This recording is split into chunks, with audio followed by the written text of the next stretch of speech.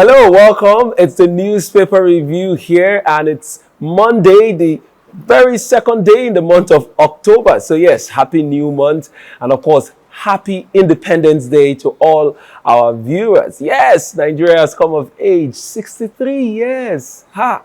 A man of 63 years would have been said to be a man that is in the age of wisdom and has really come a long way. And that's where Nigeria is today. So happy celebration, happy independence to all of you, our viewers. And I'm sure you are enjoying your holiday already because today was declared public holiday for every worker. So I'm sure you're home with family, enjoying the day. You're welcome to the newspaper review, and thank you for joining us. On this program, we go through the newspaper headlines and we get to talk about them right here on the show. So you are also part of these conversations. Do well to drop your comments on the comment section. Let's know what you think about the headlines we're going to be talking about very, very shortly.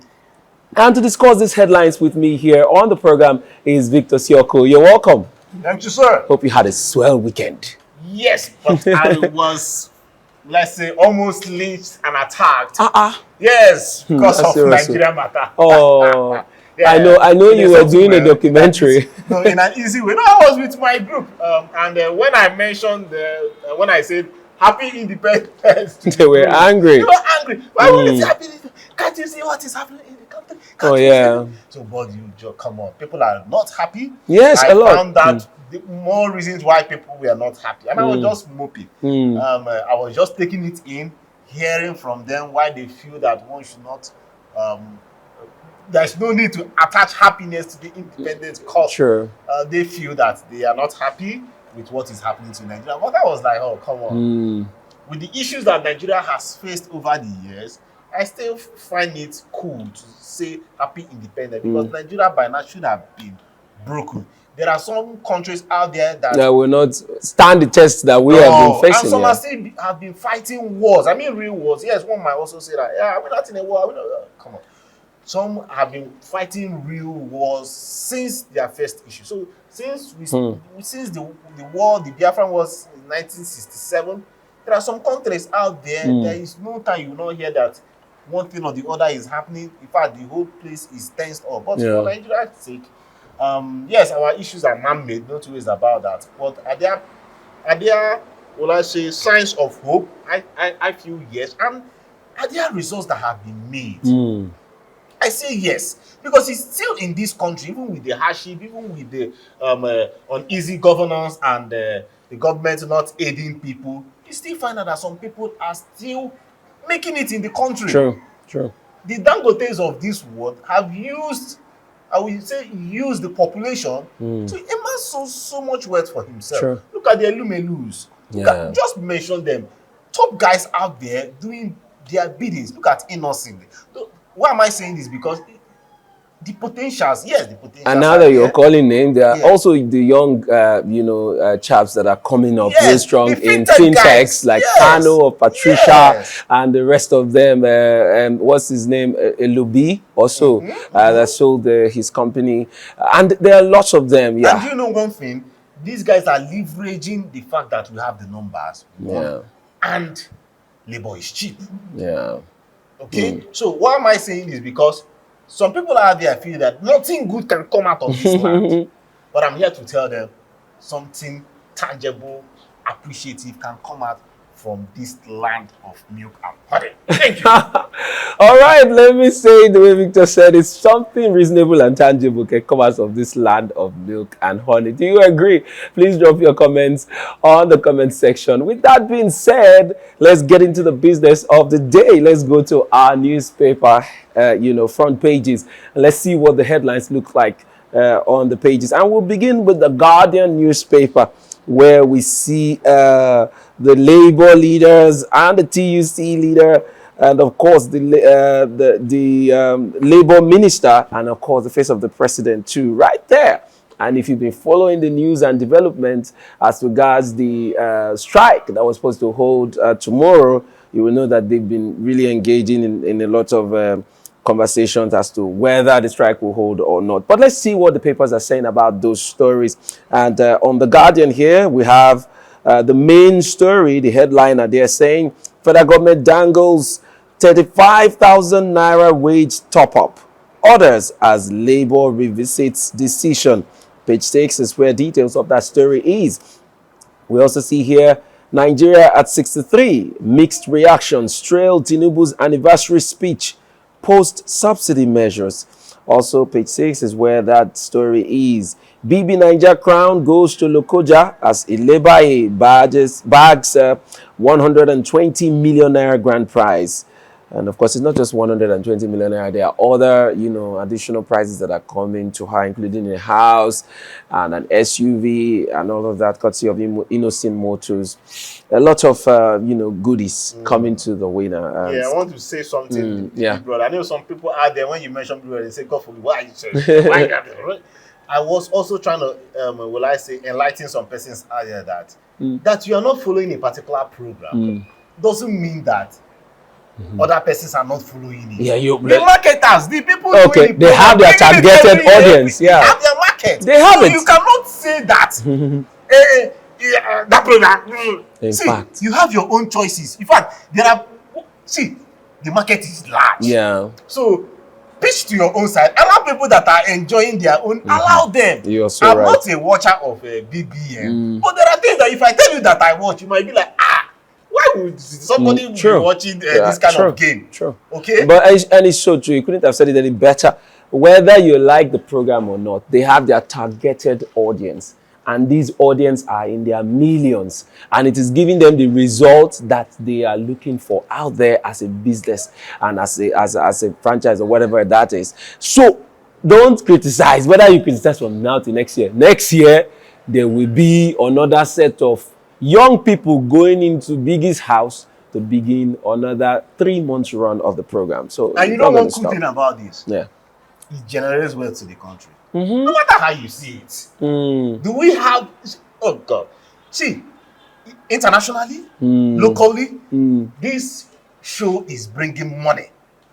We cannot, as Nigerians, be bashing our own content. We cannot. And whereas, if this was running from another country, we probably would be watching and be participating in the voting process and not thereby giving this money out to another economy. But it is happening here, and of course, we've seen in time past where with this matter has gone to the point where the House has said, okay, they should disband them from continuing with the program. But good enough, they've allowed them to do their program with, of course, some level of regulations here and there. And then again, let's not also forget the fact that every single year within the last 6 years or so, they have at least empowered one young Nigerian to become let's even look at the winner as it were. Their life changes forever. Yes. I mean, I had my classmate there, Timmy, from the lockdown season. I mean, I knew Timmy before he got into the house, and I know him now. I know the difference.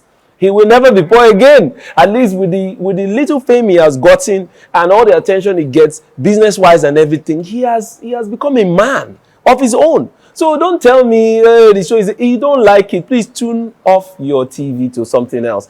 But allow the audience that has, interest to continue. That's how I look at it. So please. And then again, it's not every business idea that people will like. Yeah. But they have their audience. Yeah. And if we want to go into businesses that are odd in this country, there are a lot too. You don't want to even hear. If I mention one now, you will not watch this program again. There are a lot of crazy businesses, but they have their audiences, and they are making money, and it's going back into the economy. But of course, what we say is such programs that are termed as, immoral and all the likes and all the names they call it, should be regulated, which is what the NBC is already doing. If not, it would have been taken off air. If it has, gone against regulations and all of that. So yeah. Congratulations to the winner, Ilebaye from Kogi State. And the business itself. And the business. For being able to even keep up every single year. They've been consistent for at least the last 6 years. All right, let's take other headlines still on the Guardian newspaper here. We see here, casualization, concerns over exploitation, high demand for cheap labor. Page 4 is where you get that details. My husband, not magician, says Oluremi as Adeleke. Others exhort Nigerians. And lastly, Justice Minister distances federal government from 50 billion naira plea bargain. with a Emefiele. If you want to know what that all is all about, page 3 is where you go for the details on the Guardian newspaper. All right, let's get into the matter between the labor union, that's the NLC, the TUC, and the federal government. Well, it's been a lot of concerns for Nigerians. I've spoken to some of my friends off air, and I used to ask them, do you think this labor strike should go on? And a lot of them have said, I don't want that labor strike. I mean, I'm suffering for nothing, for something that doesn't really concern me because of bad government decisions, hasty decisions, and all the rest. And now labor is coming again. This labor that I don't even know what they are doing, whether it's for their pockets, but yeah, they are coming again to say they want to shut down the economy. It's not going to be good for me. I don't want the strike. And good enough, last week when we spoke about this, we were saying we wish that the government would be responsible enough to engage labor, even if they decide to offer something. And here we are. They've gone ahead to offer, a 35,000 naira. That's a 5,000 naira addition to the wages of federal government workers. And that has raised a lot of concerns. Why just the federal government workers? What's going to happen at the state and the private sector, state and the private level? What's going to be happening there? And these are also members of the labor union. But yet the federal government says, okay, this increment cuts across all levels of the federal government, federal civil service. So labor has also on their own part said they are going to consult with their other organs and get back to Nigerians whether tomorrow the show is going to go down. What's your take on all of this? Well, I think, for the fact that the government or the presidency did not just keep mute and wait for Tuesday to come, I think it's a good move. Okay, it's a good move. And one might also say, okay, what about these what I call them, these sweeteners that we've added? Okay, what will be the impact? I think some persons out there will be excited. Okay, that mind you, it moved from 25,000. It was the president announced 25,000 naira, especially for the money part. He announced 25,000 naira to low-income earners. And somebody asked me, who is a high-income earner, asked me yesterday. So does it mean that I'm not being affected? Okay, does it mean that I've served my years to get to this level, and what they are giving I don't deserve a raise? Are you getting that? So, but at the end of the day, there was some corrections during the meeting that happened between the labor unions and the government. They now had to augment it and spread it across everybody. Then they also increased it from 25,000 to 35,000. But then one would now ask, is it just for those earners? What then happens to the small and medium scale business enterprise? What happens to the people that are not employed, gainfully employed? What then happens to them?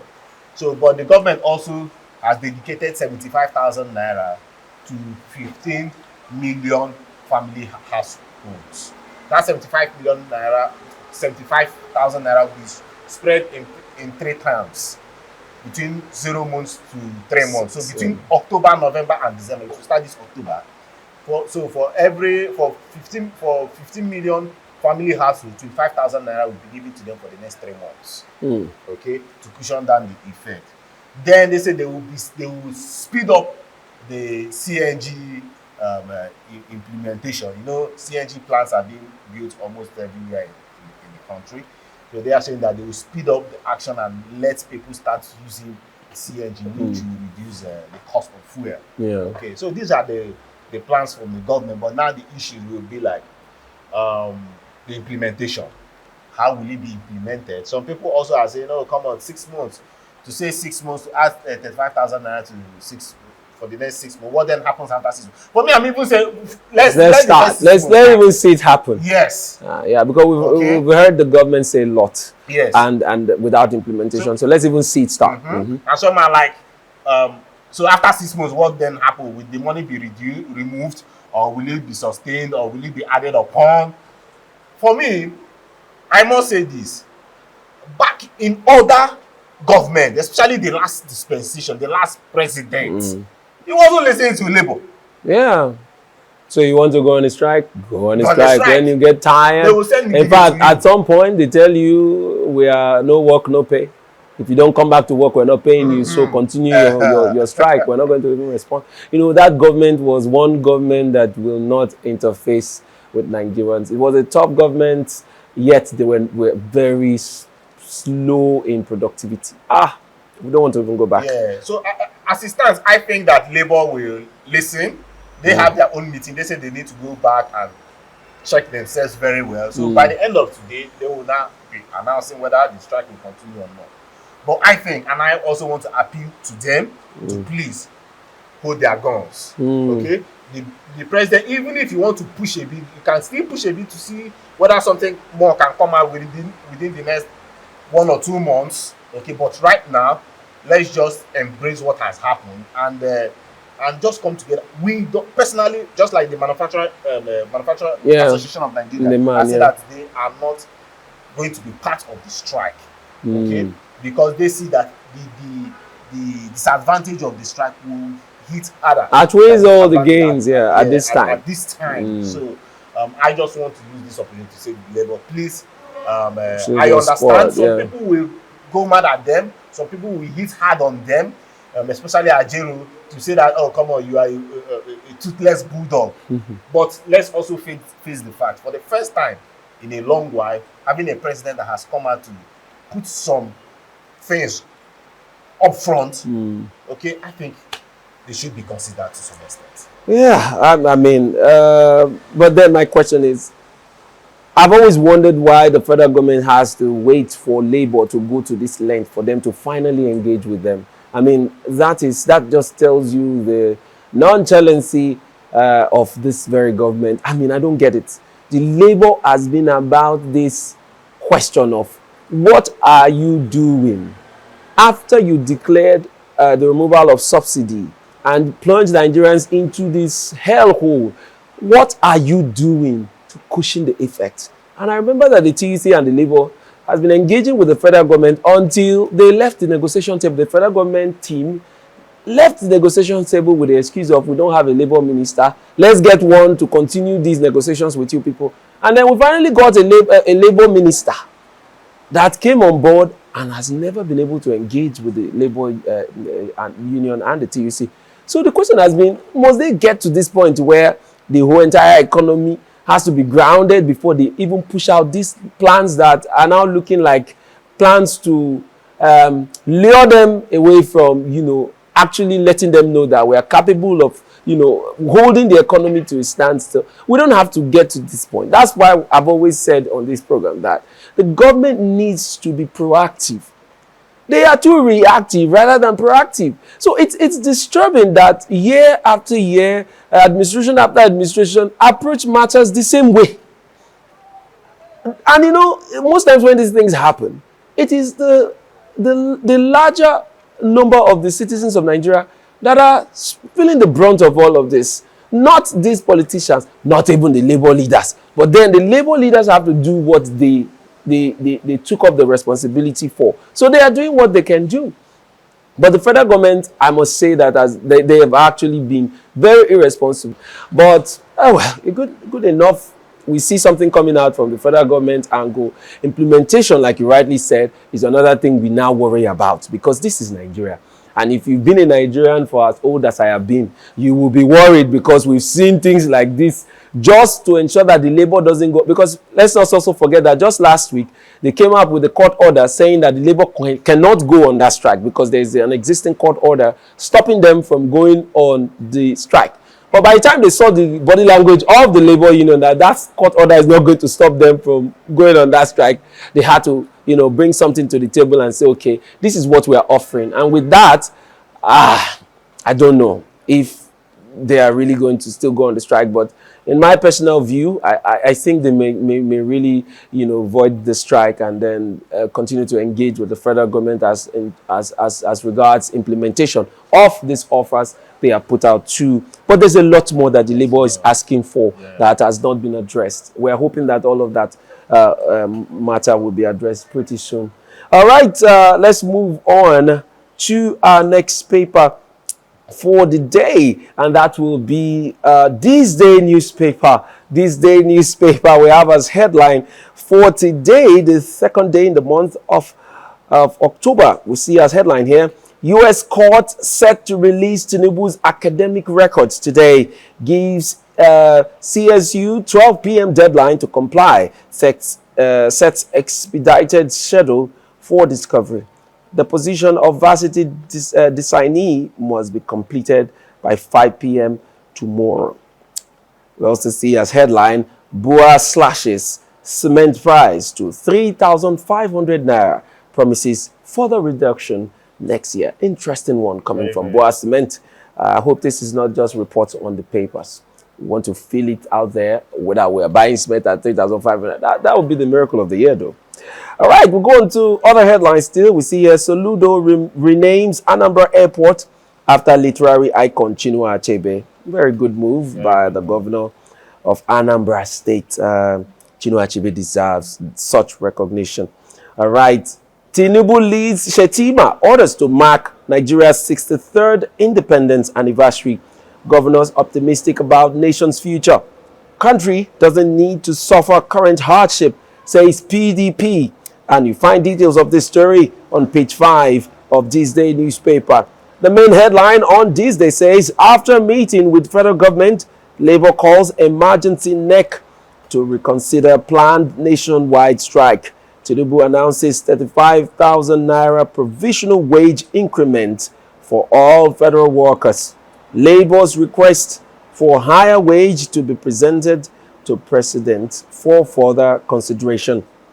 All right. That's all the headline on This Day newspaper. But let's talk about the president's case as regards the authenticity of his academic records from the Chicago State University. The court has ruled in favor of the PDP. That's the presidential candidate of the PDP, Atiku Abubakar. And they've gone ahead to order that the school releases Tinubu's academic records for the public to know before 12 p.m. Today. So, of course, that matter is on ground. What do you say to that? You think they're going to release it? Are they going to obey? Sure, now, this is not the Nigerian court. This is not Nigerian Interesting. Court. Yeah.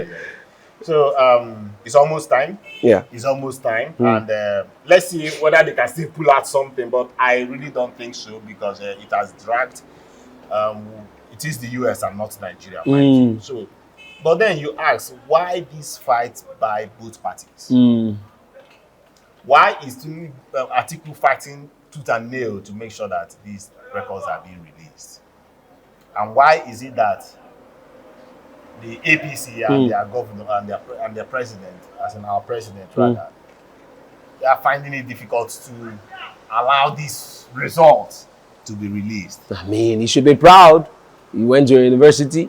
However bad the report of that or the result on that academic record is, I mean, at least you went to school. So it's not just about the grades here. We're talking about the identity. So that is what Atiku is using. Okay, that Nigerians want to know the identity of their president, and it is through these records that they should be able to note out. So, but you then ask, look at how legal and law challenges or issues. Now look at how these guys have been trying to drag this time of 5th of October. 5th of October is a very unique date for the cases because after 5th of October, you cannot appeal the judgment. Okay? If your case does not make it to the Supreme Court on the 5th, that means you have no case. Are you getting me? So what article they are trying to do to make sure that they collect this document and file it way before the 5th. But then that's legal battle for you. Okay. As these people are fighting, they are just fighting with time so that they can run in. Atiku is fighting so that he can run in. APC, they are pulling him back so that it will get to that time. Okay. So, but you then ask, why would the president not want to show his records to the people that elected him? Okay. But then, you ask the Supreme Court, at the end of the day, they might not also make good use of this evidence, because the Supreme Court is not known for, it's not an evident court, evident court. Okay, it is a constitutional court. If you are not able to file your petition alongside the evidences during the tribunal, you might not. It is now on their power. It is now for the judges to decide. I mean, the Supreme Court judges to decide whether you should bring in this evidence or not. So, in a situation whereby we've seen the hands of our judges, okay, there are issues out there are doubts out there, you now also ask, will they use the line of technicality to throw away the evidence? Okay, so these are the issues that face it. But the coolest part of this will be that Nigerians will be able to know, okay, is this our president? What is he hiding? This information will be fully checked, and then we can now, even within ourselves, you and I, our own local judges will now come and judge the matter. But let's see how it goes. It will be the interesting 24 hours from now. Yeah, very interesting 24 hours indeed. And the fact that, you know, the ruling has favored the article, we're hoping that, you know, the courts out there will obey this. If it were Nigeria, I believe that that result will never be made public. But we are hoping to see that that's not the case with the courts in the US. They will obey court ruling and, of course, release this academic record of our president. He has fought so hard to keep it under the wraps, and Nigerians are now become even more curious more than ever to say, what is really in that record? If I'm sure they've started praying for Atiku to win. That's why the man has won, so that they will see this thing that our president is fighting so hard to keep under the wraps. And if it's something good, he should be proud of it. I mean, there's a lot about that university too. Yeah, Chicago State University. I think they have also soiled their hands as it stands right now. I think so. For them to have go the route of yeah. You know, funny enough, most things that are associated to Nigeria, once you associate yourself to Nigeria, you probably will not have a choice than to act INEC and do the biddings of most of our politicians, because they are that, you know, persuasive. All right, let's move on with the program, but we're going to take a very quick break. Don't go anywhere. I'm sure you're enjoying the conversations. Don't forget that you're also part of it, so drop your comments and the reactions. We'll be right back after this short break. Don't go anywhere. Stay tuned.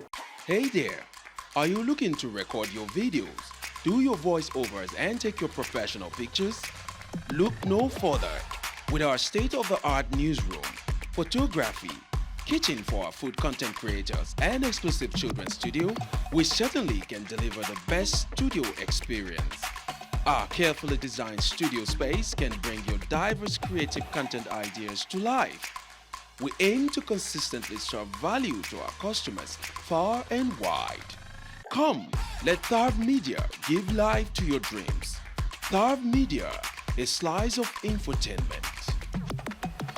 All right, thank you for watching up to this time. I'm so excited to have you back on the program. Thank you for staying tuned. All right, we're still taking the newspaper headlines right here on the program. And this time we're going to the Daily Independent newspaper for the second day in the month of October 2023. And on the Daily Independent, from the very top, it says, Ebonyi Airport. Condemnation trails 13 billion naira runway repair 5 months after commissioning. All right, interesting. Just Very 5 months after commissioning of the airport, they are about to spend 13 billion naira on the repairs of that airport runway. So what happened in the first place? What kind of construction did they do in the first place? I mean, these are some of the things we're talking about. I mean, it's troubling. But anyway, if you need to read details, go to page 7 of the Daily Independent newspaper for the details. We also see U.S. court orders release of Tinubu's records, rejects objection. Also, the main headline, it says, Naira value drops 161,266% in 50 years. Analysts seek concerted efforts to stop further depreciation. Right, interesting headline.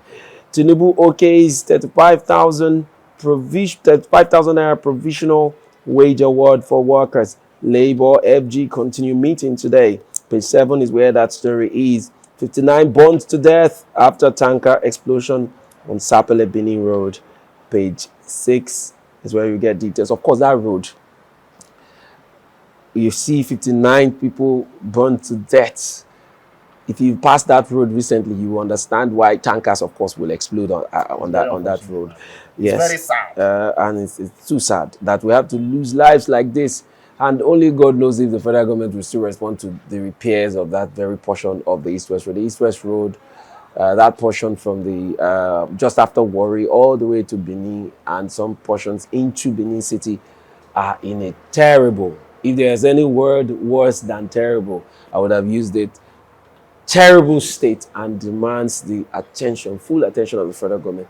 Whatever they need to do, whatever minimal intervention they need to put out there to fix that road, they should do it and to save lives. And of course, people lost valuable time on that very part of the road, traveling by road. Even now that airfares are over the rooftop and people are managing themselves through the roads that are still, affordable, and they have to spend so much time on that portion of the road. People just died. Yeah, and so sad. That's a road that very active road. For Yes. Most of the people. In fact, if it's not one of the most important roads in Nigeria, because we know how people travel.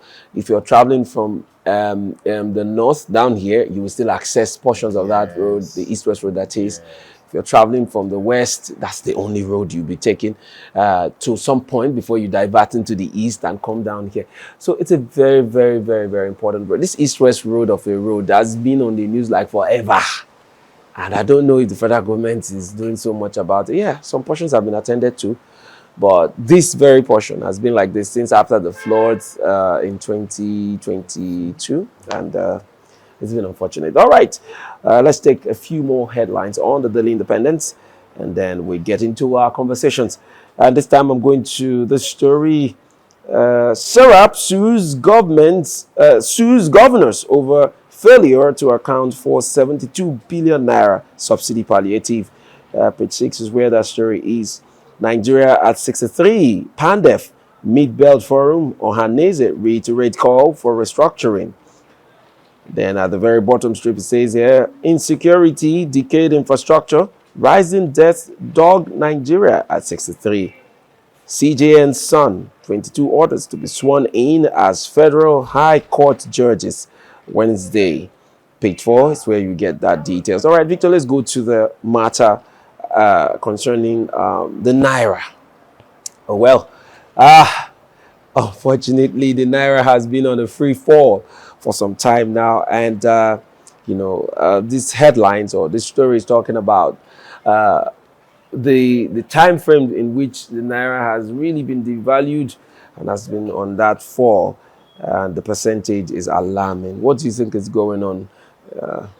Difficult times, man. And as you can see, it's because of most part of this because of leadership. Because let me take us back a bit. In 1973, that was when Naira was introduced. 1973, I'm talking about is after the war. Yeah. After the Biafran war. So we cannot say that it was the war that devalued our money. In 1973, the Naira was bigger than the dollar. The Naira was around 63 kobo. Okay, $1 to 63 kobo. Not $1 to $1. So with 63 kobo, you're able to get $1. Then what happened? And that was about 10 shillings. Then what happened? It was going better. Not until even the time of Aguiyi-Ironsi, it was doing pretty okay. But then, Muhammad Buhari happened. So he came in and the fall started. From then, it started from him, then it continued right. It was dwindling a bit, maybe by 2%, 1%. It was just going down. Not until the time of Ibrahim Babangida. That was the worst time of the Of our Naira. economy. Naira. And that was the time of a structural adjustment program, SAP. Bad policy. The Naira fell. Fell until even when Abacha came and continued his part. I don't want to talk about Abacha today. Continued his part. Then during the time of this, I'm telling you, by Abacha, it was still hovering around 30 something, 40 something. Then Obasanjo came in. I think it ended at 65 naira before Obasanjo came in. Yeah. Then Obasanjo came in and it went down till about 124 naira. Then what happened after Obasanjo? President Yar'Adua of blessed memory took it high. As in, Naira appreciated. improved, yeah. For the first time since since I would say since 1984. In fact, 1984 was the worst year, and that was the time of Buhari. So, by the time Yar'Adua finished, then Goodluck Jonathan, mind you, what also helped during the time of Yar'Adua, mind you, our oil production was 2.6 million. Peaked to 2.6 million, meaning that FS was just coming in, and it was shielding the effect of the Naira, of the dollar to Naira. Then the time of Goodluck Jonathan came and it hovered around 199. My brother man, Buhari came again. And we saw the impact till when he left, and now what has happened, that's not a Naira that was 63 kobo to $1 is now 1,000 naira to $1. In some cases now, as at yesterday in Port Harcourt, some cases 1,050 naira to $1. That's to show you how bad. Then you ask, what about people's wages? Has it been affected by this value of 160,000%? Has it been affected in that value? The answer is no. So it's a very difficult situation right now. And you just ask, what miracle? I mean, if you go out to the street and ask people, many a times, nothing goes high in this country and comes back to its former price. It's higher. It's just it's very, very, very unfortunate. And like we always say, Nigerians are the ones that will always bear the brunt of these bad government policies that have really not helped our economy.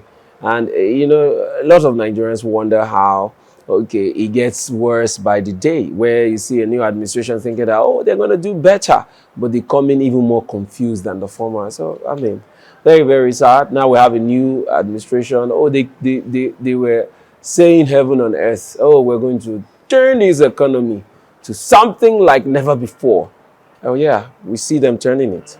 Just like they brought the change mantra. Yeah, we see them doing that. So they come in with so much fire, and then they said, okay, subsidy is gone.